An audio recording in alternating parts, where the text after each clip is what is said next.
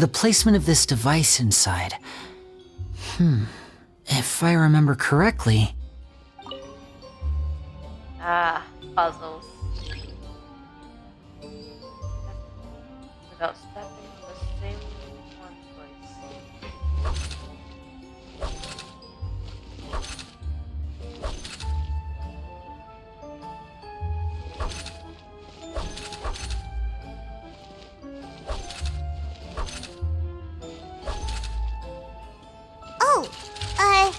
Seems like we can't step on the same tile twice. Guess we've got to finish it in one run, huh?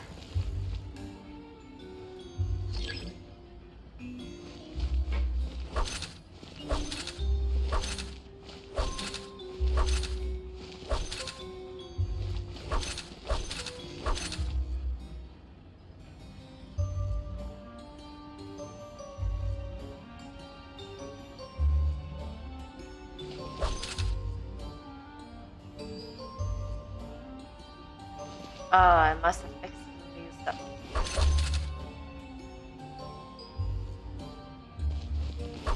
Yeah, I must have accidentally stepped out of bounds, that's why it failed. You did! Okay, I was right the first time.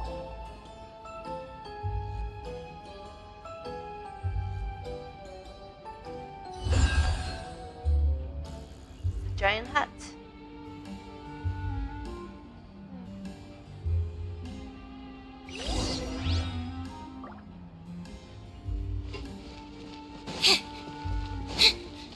Wow! There's a hidden room here! Let's see! Oh, this bookcase is full of Caesar's own notes! He wrote a lot about the principles of magic. Whew.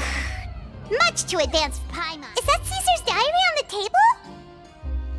This book's thick as a brick! Let's take a peek inside it, shall we?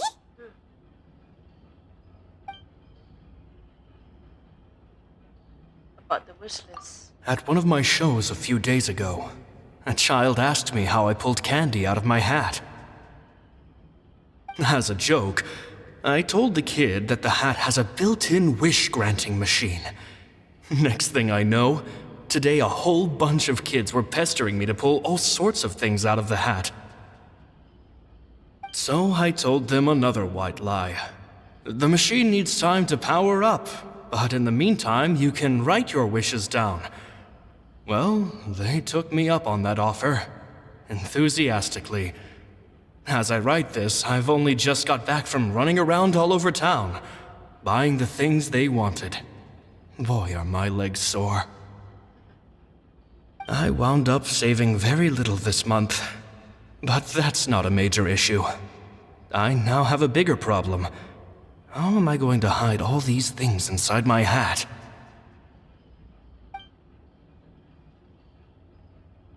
But the children studying magic. 2 children came to talk to me after today's show. I don't know why they were out on their own. They looked much too young to be unsupervised. I do hope they got home safely. Anyway, they said that they wanted me to teach them how to do magic. It's not uncommon for children to ask this, of course, but I've never seen any of them as serious about it as these 2. I told them that learning magic is very hard work, but that didn't faze them at all. It's like they already knew. They seemed so committed. I couldn't turn them down. About Lorenzo's issues. It seems like something's bothering Lorenzo lately, but he won't open up to me about it. Surely he's not upset that I agreed to teach those 2 children. I'll have to talk him around. I have a good feeling about those kids. They're naturally talented, and it seems like they're not new to the world of magic. They have all sorts of fantastic ideas. All I'm really doing is helping them develop a more professional standard training plan. They wanted to call me Master, but I told them they absolutely mustn't. Any magician worth their salt could have taught them what I have. They're the geniuses here. Compared to them, I don't deserve to be called any sort of master. With time, I have no doubt that they could become far greater magicians than I. My only concern is why they're so mature for their age. I fear they've had to grow up too fast. I don't dare to imagine what they must have been through. Gemma thinks so too. She doesn't like being around them. Says that their eyes are too piercing. They don't bother me, but then again, I've never been the sharpest tool in the shed. I wonder if these two were Lily and Lynette. Well, farewell. It's nearly time for me to go on tour. I asked the two kids if they'd like to come with me, but they shook their heads. I once overheard them talking about their father and their mission. Sounds like their parents have other plans for them. I guess we'll be parting ways soon. It's only been 10 days since I first met them, but I think that I've gotten a feel for their personalities now. They're very tough, but also very cautious, and they trust no one but each other. This, I fear, is not a good habit to have. They hide things from me too. For example, when I asked them where they live and why they wanted to learn magic, they lied. That's the thing about children. Whenever they're trying to cover something up, it always shows somehow. I can sense that their lives have been hard, possibly even dangerous too. They're not like other children. It's a shame that I can't do more to help them. After thinking things over, I decided to tell them a bit about how I see the world. It's full of lies and falsehoods, and that is why we must find our own truth. P.S. I hope they won't find my nagging annoying. Children are so opinionated nowadays. Will it do them more harm than good for someone they've only known 10 days to lecture them like that? P.P.S. Maybe I'm overthinking this. Children aren't interested in grand philosophies. It probably just went in one ear and out the other. I bet they've already forgotten every word I said. They didn't. Oh, Caesar, Caesar.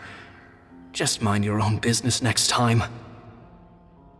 Two magic geniuses with a father and a mission, huh?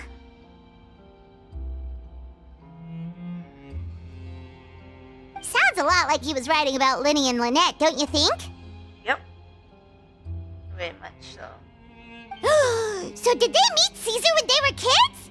Let's go ask Linny! Alright.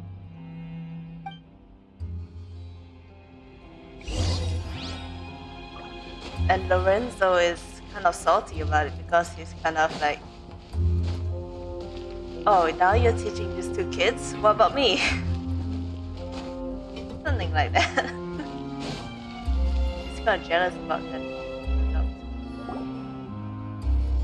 Linny? That's why he's targeting Linny and Lynette. Shh, hold that thought. As I expected, there's a lot of fishy things going on in this place. Fishy? Uh-oh, what have you found? All in good time.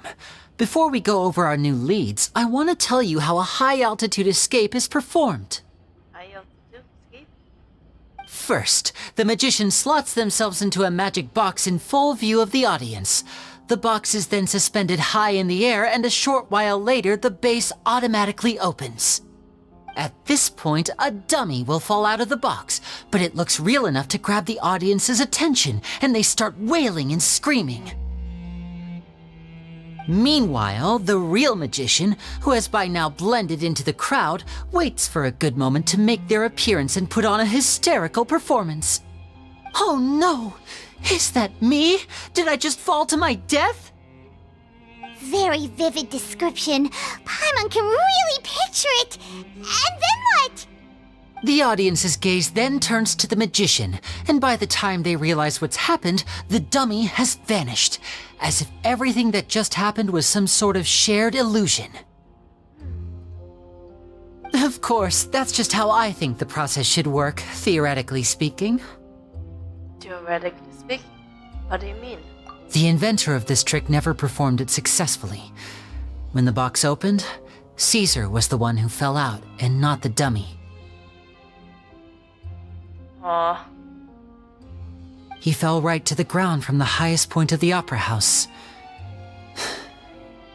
No one could hope to survive that fall, not without a vision at least. And no one else has ever attempted this trick since. My understanding of how it works is just based on what I could gather from his notes and the relevant gadgets here in his workshop. So Caesar's famous high-altitude escape has never been done, huh?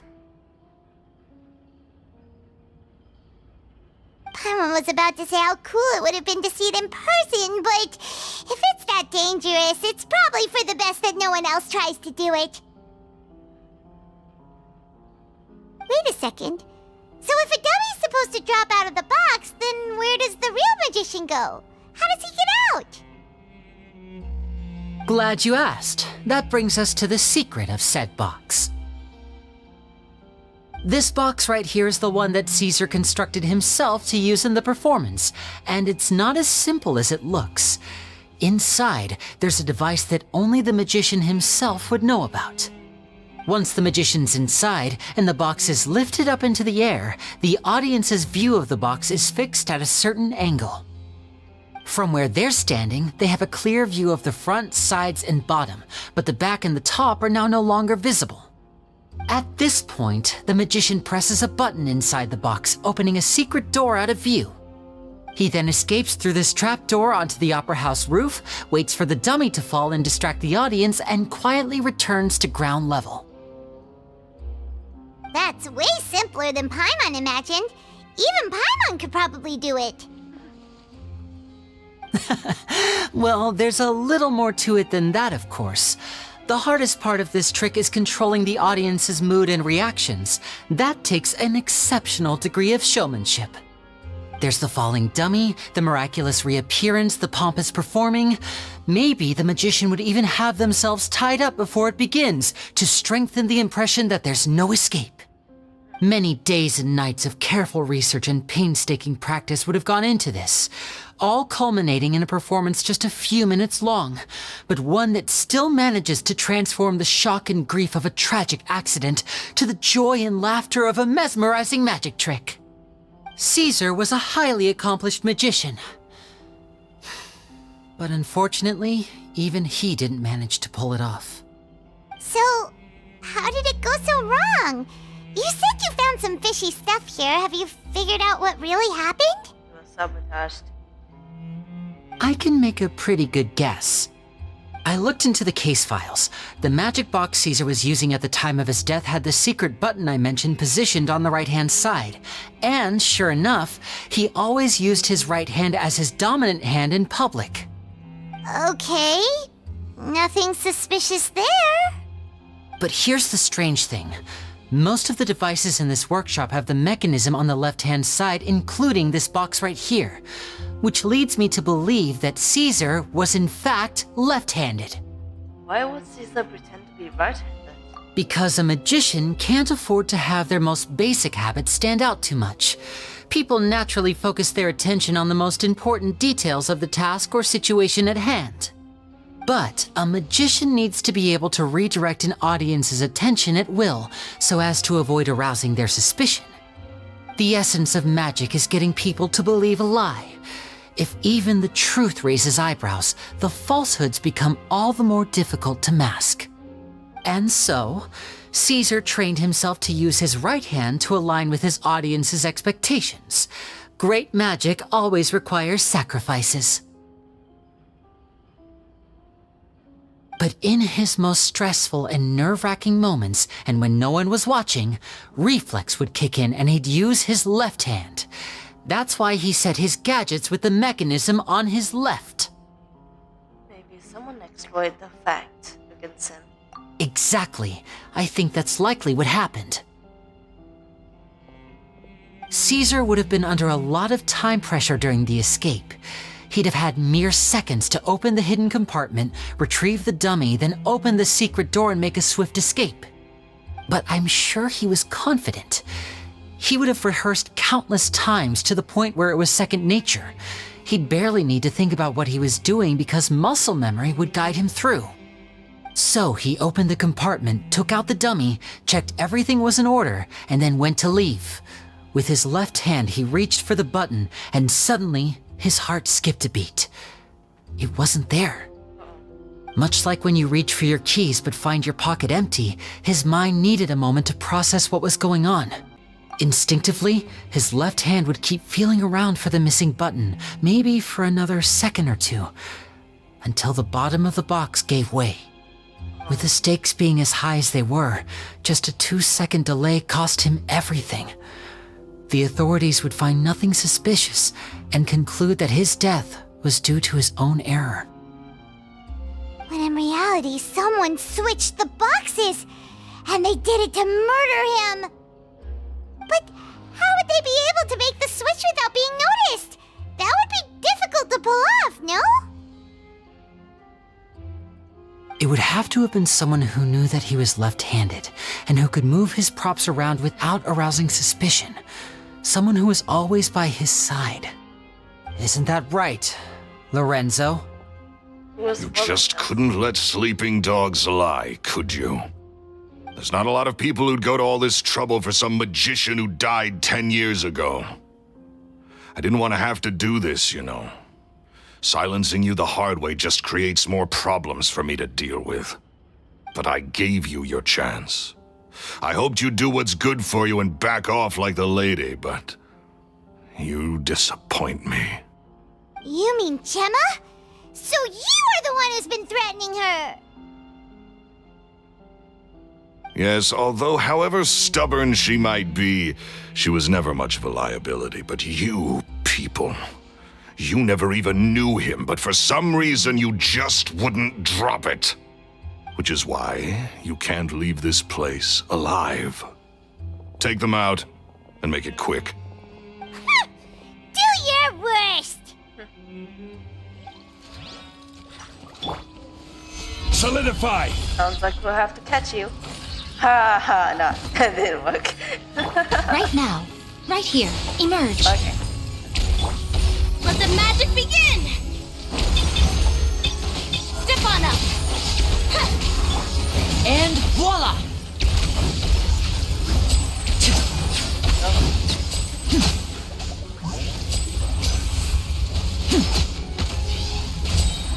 Oh my gosh. What's this giant mechanical thing? Stabilize! Okay. Step right up. Here comes the finale.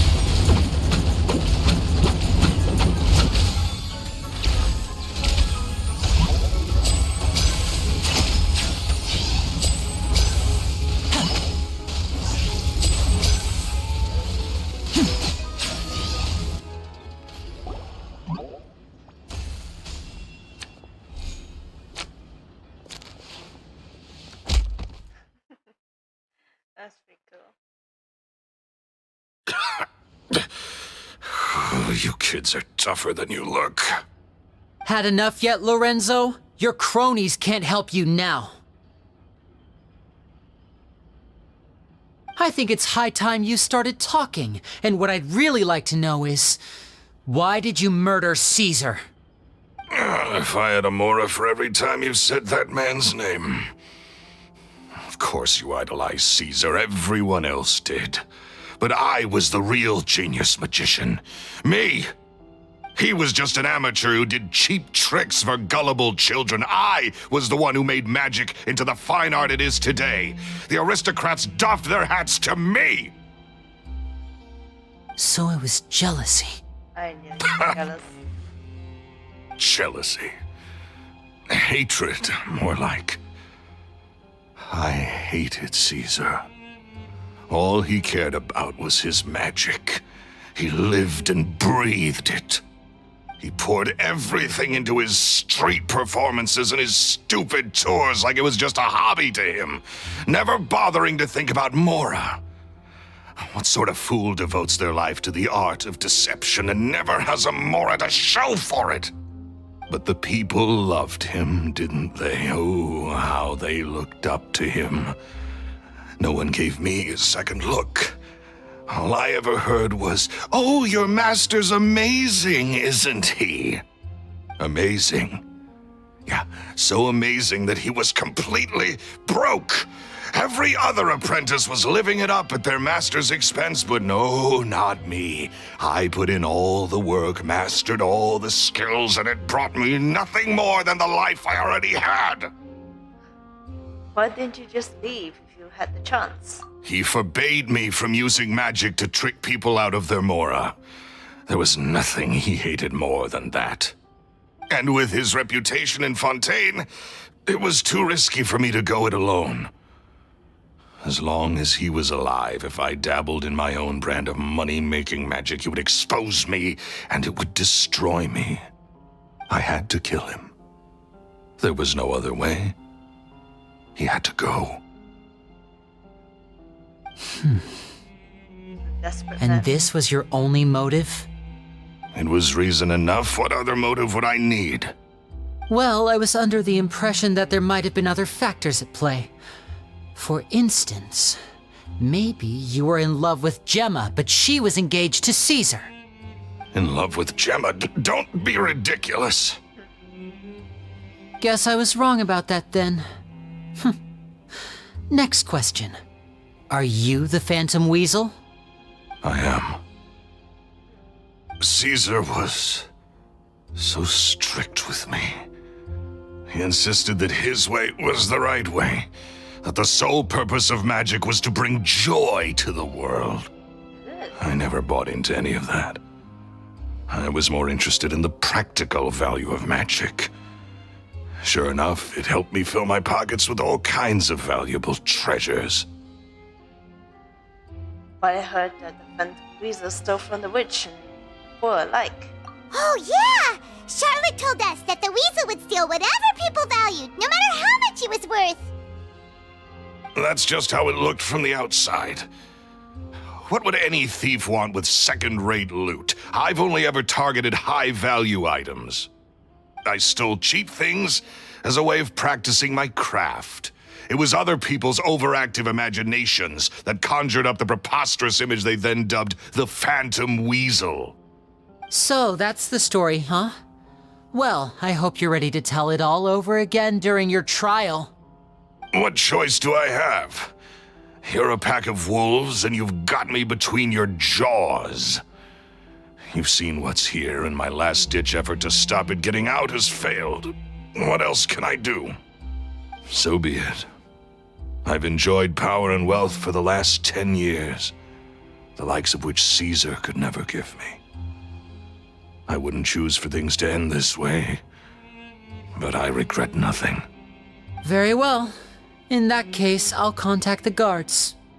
Traveler, Paimon, keep an eye on Lorenzo for me. I'll meet you just outside the workshop when I'm back. Alright. At least I can finally stop looking over my shoulder now.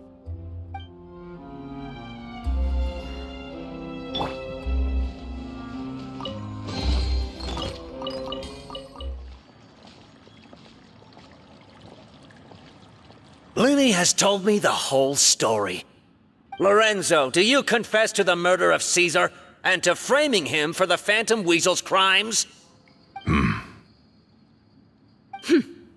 Look who's finally developed a conscience.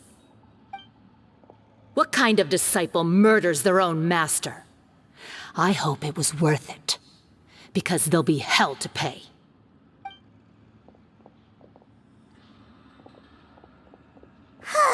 Looks like it's all over. What should we do next, Lenny? Should we start preparing for your show? Let me think. Let's rendezvous with Lynette and Gemma first. With Lorenzo in custody, Gemma will no longer have to fear for her safety. Good point. We should go tell Gemma the good news right away. It'll give her some peace of mind for sure.